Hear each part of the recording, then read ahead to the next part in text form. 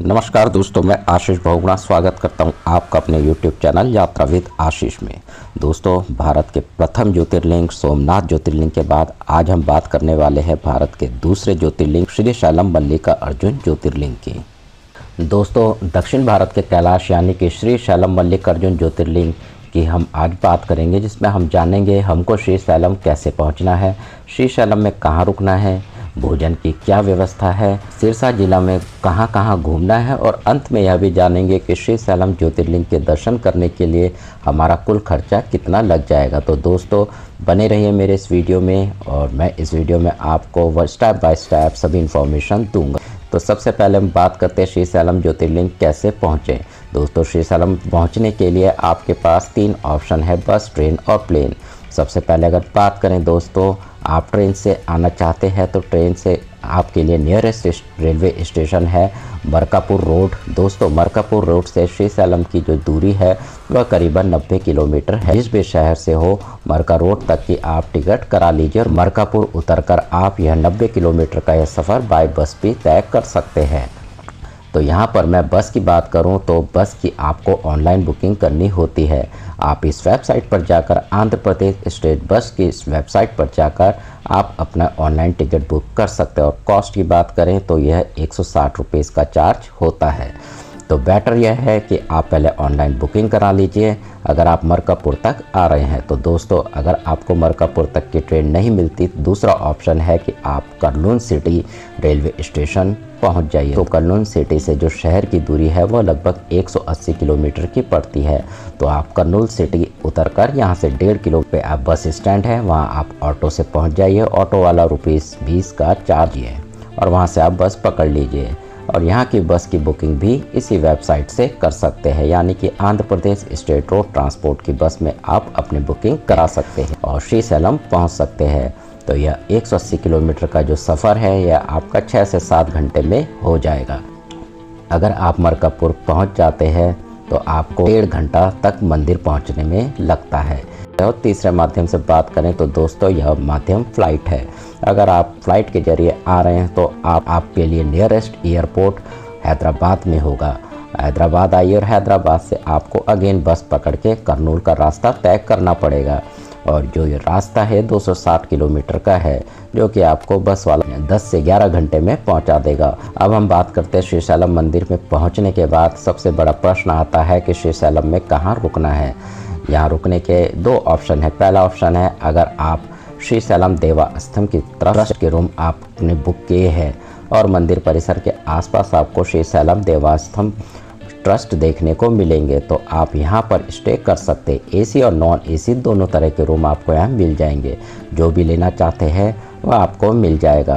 Trust की तरफ से इनकी ऑनलाइन बुकिंग होती है। यह आपकी वेबसाइट है, इस वेबसाइट में जाकर आपको ऑनलाइन बुकिंग करानी होती है। तो अगर मैं कॉस्ट की बात करूं तो नॉन एसी का 300 रुपये पर डे और एसी रूम का 1000 रुपये पड़ता है और इसका चेक इन और चेकआउट टाइम सुबह 8 से नेक्स्ट सुबह 8 बजे तक का है। दूसरा ऑप्शन जो आपके पास है वहाँ पर बनी हुई है आंध्र प्रदेश टूरिज्म के होटल। तो आप यहाँ होटल में जाकर भी अपना स्टे कर सकते हैं। तो पर डे 700 से लेकर 1200 तक में आपको यहाँ होटल मिल जाएंगे। अगर आप ट्रस्ट के रूम में नहीं रुकना चाहते हैं तो आप आंध्र प्रदेश टूरिज्म की तरफ से बनाए गए होटल में भी स्टे कर सकते हैं। चलिए दोस्तों, आगे बात करते हैं हमको दर्शन कैसे करना है। दोस्तों, दर्शन करने से पहले सबसे पहली चीज़ आपको लेना पड़ेगा एक्सेस कार्ड। एक्सेस कार्ड यानी कि यात्रा पर्ची। ये यात्रा पर्ची आप निकलवा लीजिए। यात्रा पर्ची आपको मंदिर के गेट के सामने ही मिलेगा, वहाँ अपने एक्सेस कार्ड को निकलवा लीजिए। यहाँ पर एक्सेस कार्ड 2 प्रकार के होते हैं। एक आपके दर्शन फ्री पास लेते हैं, तो आप आराम से नॉर्मल लाइन में लगकर जितना भी 2 घंटा 4 घंटा लगेगा उस लाइन में आप लग जाइए और भोलेनाथ के दर्शन करें। और दूसरा यहाँ का ऑप्शन है शीघ्र पास दर्शन यानी कि वीआईपी पास। इसका कॉस्ट होता है करीबन 150 रुपये। अगर शीघ्र पास लेते हैं तो आपको आधे से 1 घंटे में दर्शन हो जाएगा। तो आप इसी वेबसाइट में जाकर ये दर्शन पास ऑनलाइन निकलवा सकते हैं। तो दोस्तों, अब बात करते हैं मंदिर परिसर में मोबाइल कैमरा बैग सब ले जाना अलाउड नहीं है। इसी के बगल में आपको मोबाइल लॉकर फ्री सर्विस है। तो आप अपना मोबाइल कैमरा सब वहाँ रख दीजिए। वहाँ पर शो काउंटर भी है, आप अपने जूते चप्पल भी यहाँ रख दीजिए और मंदिर परिसर के अंदर प्रवेश करिए। लाइन में लगते हैं, आगे बढ़ते हैं तो लाइन चलते चलते आपको नंदी जी का दर्शन करने हैं। आप नंदी स्वामी जी के दर्शन करिए और आगे बढ़ते हुए गर्भगृह पहुँचते हैं। यहाँ पर श्री शैलम मल्लिकार्जुन ज्योतिर्लिंग धाम के दर्शन करते हैं, अपनी मनोकामनाएं मांगते हैं, अपने विशेष मांगते हैं और हम ओम नमः शिवाय कहते हुए मंदिर परिसर से बाहर आ जाते हैं। यहाँ पर थोड़ी सी बात यह कर लेते हैं कि श्री शैलम कब जाना चाहिए, सबसे उचित समय कौन सा है। दोस्तों, श्री शैलम जाने के लिए सबसे बेस्ट समय है अक्टूबर से फरवरी। आपको ज़्यादा भीड़ देखने को नहीं मिलेगी, लेकिन अगर वहीं बात करें, अगर आप किसी पर्व में आते हैं जैसे महाशिवरात्रि या सावन के महीने में आते हैं तो आपको काफ़ी ज़्यादा क्राउड देखने को मिलेगा। तो आपको दर्शन करने में लाइन में कम से कम 4 से 5 घंटे लग जाएंगे, चाहे आपके पास VIP पास भी है। दोस्तों, अब बात करते हैं श्री शैलम में कितने दिन का स्टे करना चाहिए। दोस्तों, 2 दिन सफिशिएंट है। यहाँ पर मल्लिकार्जुन ज्योतिर्लिंग के अलावा बहुत सी कुछ छोटे प्लेस भी है, आप वहाँ भी घूमने जा सकते हैं। तो अब बात करते हैं यहाँ पर खाने पीने की क्या व्यवस्था है। दोस्तों, आपके पास ढेर सारे ऑप्शन तो नहीं है श्री शैलम में खाने पीने के, क्योंकि श्री शैलम एक पर्वत पर बना हुआ, लेकिन फिर भी आपको यहाँ पर 2 ऑप्शन मिलते हैं। पहला ऑप्शन की बात करें तो दोस्तों वह है श्री शैलम देवस्थान की तरफ से फ्री अन्नप्रसाद भोजन दिया जाता है। दोस्तों, पर मंदिर परिसर के ठीक बगल में एक बना है अनुप्रसाद, जो कि आपको फ्री भोजन मिलता है। यहाँ आकर आप भोजन ग्रहण कर सकते हैं।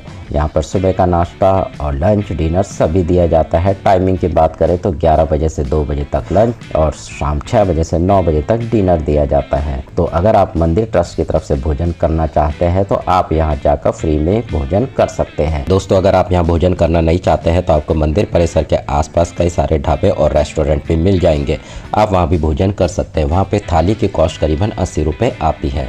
दोस्तों, बात करते हैं भगवान भोलेनाथ को क्या प्रसाद चढ़ाया जाता है। दोस्तों, हमने भोलेनाथ का दर्शन किया है तो हमको यहाँ पर भोग लगा प्रसाद भी चाहिए। यहाँ पर लड्डू प्रसाद मिलता है। तो यहाँ पर लड्डू का जो रेट है वह आपको स्क्रीन में दिखाई दे जाएगा। हमें 15 रुपये में भी है, 5 वाला भी है और 60 वाला भी है। सब भोलेनाथ का ही प्रसाद है, तो आप जो भी चाहते हैं आप उस हिसाब से प्रसाद ले सकते हैं। चलिए दोस्तों, अब बात करते हैं हमको श्री शैलम मल्लिकार्जुन दर्शन करने के बाद कौन कौन से स्थान घूमना चाहिए। सबसे पहला स्थान आप पाताल गंगा जा सकते हैं। दोस्तों, यह एक घाट है कृष्णा नदी के पास, तो आप यहां जाकर नदी में डुबकी लगा सकते हैं और स्नान कर सकते हैं। पाताल गंगा कैसे पहुंचेंगे उसकी बात भी करते हैं। तो इस मंदिर परिसर से 1 किलोमीटर की दूरी पर पाताल गंगा की सीढ़ी मिलेगी, तो आप जो है घाट तक सीढ़ी के थ्रू जा सकते हैं। दूसरा ऑप्शन भी है, आप रोपवे के थ्रू जा सकते हैं।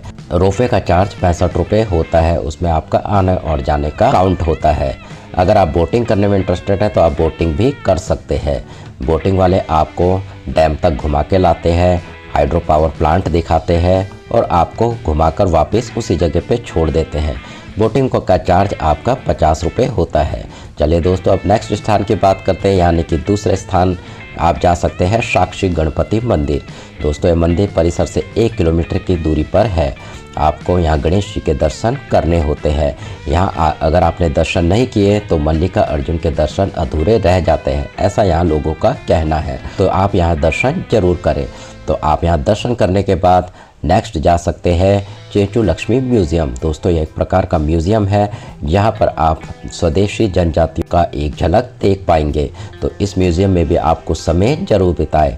उसके बाद दूसरा आप जा सकते हैं हटकेश्वर मंदिर। यहाँ पर भगवान शिव जी की प्रतिमा है, आप यहाँ पर दर्शन जरूर कीजिए।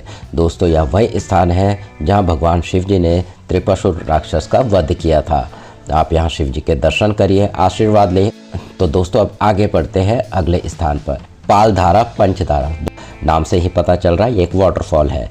आगे चलकर कृष्णा नदी में ये वाटरफॉल मिल जाता है। यहाँ पर आपको 160 सीढ़ी चढ़कर ऊपर जाना होता है। यहाँ का नज़ारा काफ़ी शानदार है, आप यहाँ फ़ोटो शूट भी करा सकते हैं। यह मंदिर परिसर से करीब 5 किलोमीटर की दूरी पर है। चलिए दोस्तों, अब लास्ट स्थान की बात करते हैं जो मंदिर परिसर में ही है, वो है भ्रमरंबा जी का मंदिर। इस मंदिर में माता सती की गर्दन गिरी थी, जो कि 51 शक्तिपीठों में से एक है। यह हमारे मल्लिकार्जुन टेम्पल के ठीक पीछे है। दोस्तों, यह कुछ आपके विजिटिंग प्लेस है जहां पर आपको श्री शैलम को कवर करना होता है। अब बात करें दोस्तों यह सारे जगह घूमने का साधन क्या होगा। दोस्तों आप ये सभी जगह ऑटो से घूम सकते हैं। ऑटो वाला 150 से 200 रुपये पर पर्सन चार्ज करता है और आप थोड़ा बार्गेनिंग भी ज़रूर करें क्योंकि यह रेट हाई बोलते हैं।